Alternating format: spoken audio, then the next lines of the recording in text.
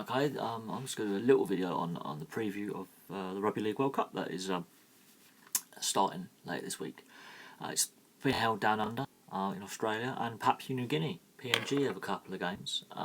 Now, before we go anywhere, Rugby League's had a bit of negative press, and a few bad and controversial things have happened in the sport over the last couple of months, basically since this year. So, with that in mind, let's hope this is a positive tournament and there's no scandal involved in it. Now, there are three big teams, obviously: England, Australia, and New Zealand. I don't know how I'm not 100% certain on the format of it, but going forward, they're the three likeliest to win. Now, New Zealand have had their own scandal with two key players, Jesse Bromwich and Kevin Proctor. So two key players, the captain and the vice captain, getting caught doing cocaine in a nightclub after the Anzac Day Test match against Australia early this year, and they have been subsequently dropped from the New Zealand squad for this World Cup and future Test matches. England have lost Zach Hardacre to a similar incident involving drugs, so he's now not on the team plane. And playing. And Australia have had players switch allegiance from them. Andrew Fafita, for example, wanting to play now for Tonga. So the three big nations have actually lost some key players for this tournament for various reasons. And the Australian squad is an ageing squad as well. The England squad is very exciting. And the squad we have now, very exciting. I'm interested to see how some of the younger players are going to actually play in this tournament. New Zealand squad's obviously lost a couple of key players for bans, and Australia have lost players due to age and injury and allegiance change.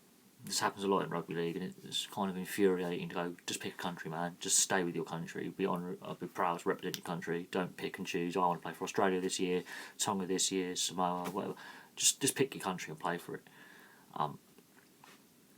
But it's starting, obviously. We're playing Australia in our first game on Friday, so it's going to be a good watch, I think.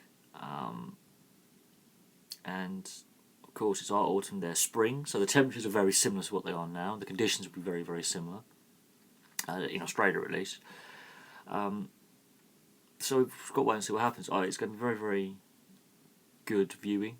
And Sam Burgess has given an interview to BBC about how, when he was at the Rugby Union World Cup 2 years ago, how Rory Underwood was very, very negative of his inclusion in the squad. Well, to be fair, he had swapped codes for a reason, to represent his country and to try out rugby union, and unfortunately the way the whole thing was handled by club and country was appalling.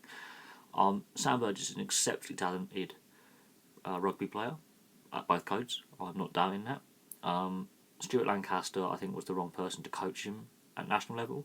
Bath saw him as a forward. Stuart Lancaster saw him as a back, as an outside centre. Either way, if he had been given, I think, an extra season possibly at Bath, he might have developed into a far better player going forward. He basically has bitten back at the statement that he was not worth the effort and time, saying he worked very, very hard to get where he was. He was exceptionally fit, which he was. There is no doubt of Sam Burgess's fitness and motivation. And now he goes on to be part of the England squad in the Rugby League World Cup. So he's one of the very few players to play in both World Cups, League and Union, and represent his country in both codes. Dual code internationals, it's very hard to. You don't see many Union players going to League. You see a lot of League players coming to Union, not the other way around. There's lots of reasons for that. But he's a damn good player, and we've got a very, very good squad going forward. I think it's going to be a toss-up between those three. I think the French team are looking scary as well. They could upset get a few upsets in there. The Samoans, Fijians and Tongans always have physical teams and skilled teams. And then you've obviously got Papua New Guinea, PNG, also co-hosting, so they want to obviously give a performance for, because it is their national sport. So we'll have to watch this space. There's lots of other minor nations there as well, growing nations, and I think when I watched the last World Cup 4 years ago, it was damn entertaining. I enjoyed watching it. It was a pity we only got to the semi-final, but we do have an outside chance of winning. We've got Wayne Bennett in charge, who's a brilliant coach and has coached in Australia for many years, so he knows how the Australians and the New Zealanders think and their mindset, and how their game plays is centered around more physicality and power, and then skill on the side, whereas ours is more skill and power and blend. So he can hopefully get the right power and skill mix, and he's still, bearing in mind, coaching at Brisbane as well at the Broncos, so he's still actively a club coach as well. So a lot of his club players will be playing against us in this tournament, so he can probably give us the ins and outs of how they think and how they will set up. Anyway, I said it would be a short video, but it is. If you are a rugby league fan, please post your comments on how you think we're going to do, and if you are an Australian New Zealander, how you think your team is going to do. I think it is going to be a very, very close tournament. I think the big teams are going to be very closely matched, and the smaller nations are going to be very closely matched with each other as well. And I do hope some of their star players get a looking, and some diamonds in the rough get found. I do hope that some new talent that hasn't been seen by the Super League or the NRL gets picked up and seen